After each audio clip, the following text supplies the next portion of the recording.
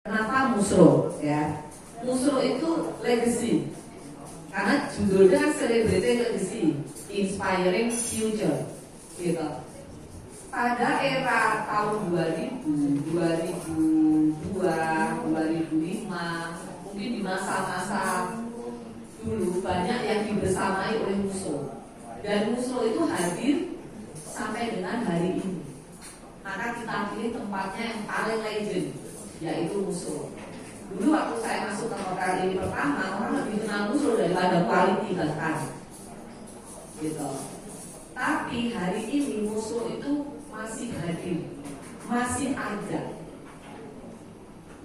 dengan tentu perubahan-perubahan dari si tahu segmen market, cara menjual, program. Untuk apa?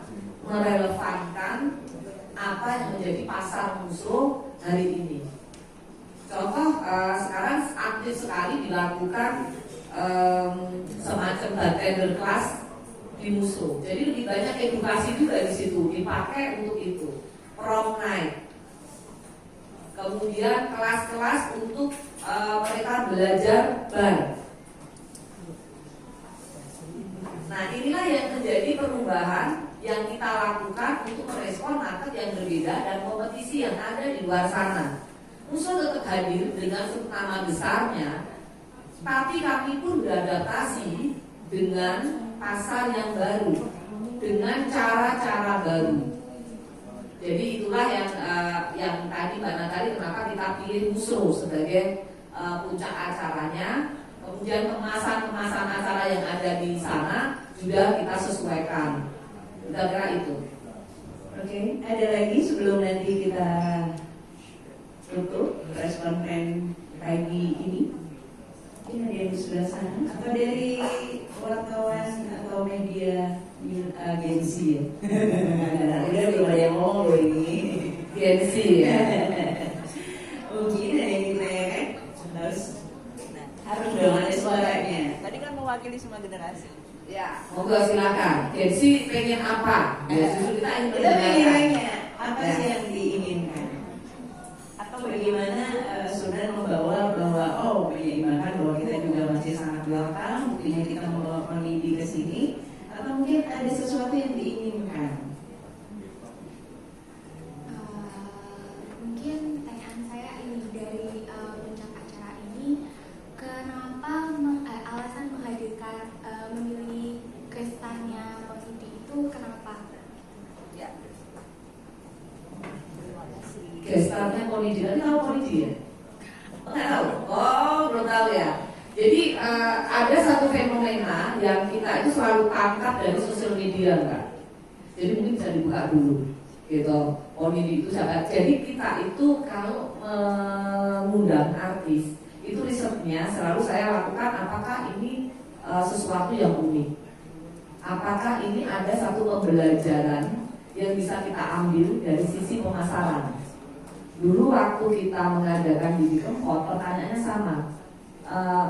Didi Kempot ada di hotel, apakah apalagi Sunan waktu itu kan jazz, lebih banyak artis-artis nasional dan sebagainya. Relevansinya apa kita mengundang itu gitu. Nah, Didi Kempot itu adalah aset yang kita punya Solo Yasunan, kita memberi ruang kepada artis ataupun mereka yang punya talent di bidang itu untuk eksplor dan berkarya, tapi kita kemas packagingnya.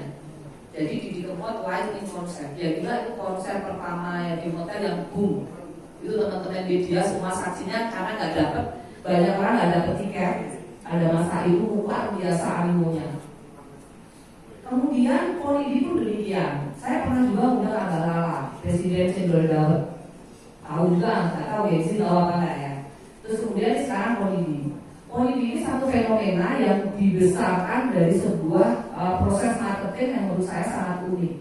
Karena suaranya itu justru fals juga. Nah, selain fals, kalau dulu selalu ya kalau ukuran ganteng itu kan relatif. Tapi beliau itu juga bukan yang ganteng banget, justru unik gitu. Nah, makanya bahwa teori bahwa marketing itu kadangkala itu tidak bisa ditebak. Kalau dulu kita ada di bisnis hiburan, itu selalu kepengennya yang paling ganteng, suaranya apik melalui idol-idol dan segala macam, itu baru dia bisa naik.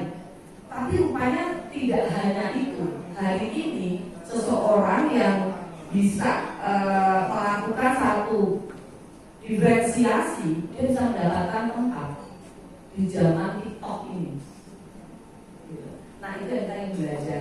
Jadi mungkin dibuka dulu yang proposalnya Polidi ya, kita melihat track recordnya ada nggak ya? Sebentar, saya buka ya nggak ya? Nih, ada di Usro ya? Ada di Usro juga nggak proposalnya? Yang prolognya Polidi, mungkin kita bisa bantu ibu. Prolognya Polidi, kenapa kita panggil itu dengan datanya? Coba lihat deh. Ini di sini nggak ada ya? Coba di proposalnya aja. Saya akan lihat proposalnya. Kita di mana?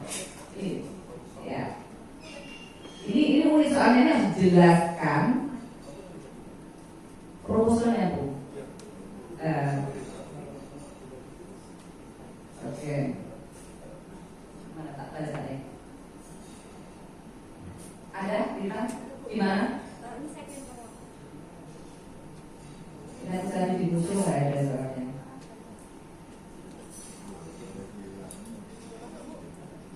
Nah, tunggu ya. Polidi itu merupakan sosok artis musik yang berasal dari Jember. Kemudian melalui akun YouTube pribadi, Polidi sempat cover lagu Sekecewa Itu yang diunggahnya pada 9 Juni 2024 lalu. Video tersebut ditonton lebih dari 2,2 juta pengguna YouTube dan 19,2 juta di TikTok. Sejak unggahan tersebut, Polidi langsung terkenal dengan tren stop-stop, makanya kita pakai stop-stop party ya. Banyak netizen hingga publik figur yang meramaikan tren ini. Polidi menampilkan lagu-lagu dengan musik rap yang menarik. Nah ini nanti yang menariknya itu. Jadi selalu ada argumentasi ataupun dasar ketika kita memang ingin mencoba mengundang salah satu guest star, itu backgroundnya kita cek. Dan menurut saya ini menarik. Ya, di konser dengan DJ, kemudian ada dance, kemudian juga dengan lokalitas yang kuat melalui berkain. Gitu. Itu enggak ceritanya. Baru tahu sekarang ya. Oke, kayaknya penjelasan ini mudah-mudahan bisa membantu ya untuk teman-teman mengenal gestar yang ada. Gitu. Dan dua penampil yang lain kita ambil juga dari lokal. Jadi mulai dari dance-nya, kemudian juga dari DJ-nya. Ada DJ Jaung di situ. Oke, ada lagi mungkin. Menghadirkannya beda. Pada saat itu kami semua artis hampir semua pernah main di sini. Mulai dari Reza, Glenn Fredly, Sheila on Seven, kemudian Slang, kemudian hampir semua pernah. Yang belum Dewa di ballroom ini. Tahun 2017 kita repositioning terhadap artis yang kita undang. Itulah yang namanya kita merespon market. Kita mulai mengundang yang namanya efek rumah kaca, kemudian 420, Kunto Aji. Nah itu adalah penampilan yang pernah kita undang ya, karena pada saat itu genre musik yang lagi digandrungi itu.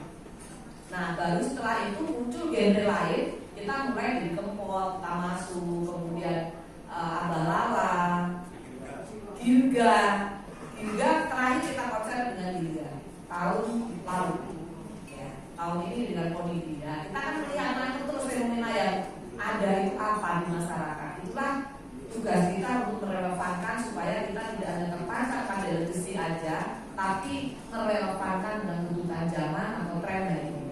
Itu ya Mbak? Ya, oke, ada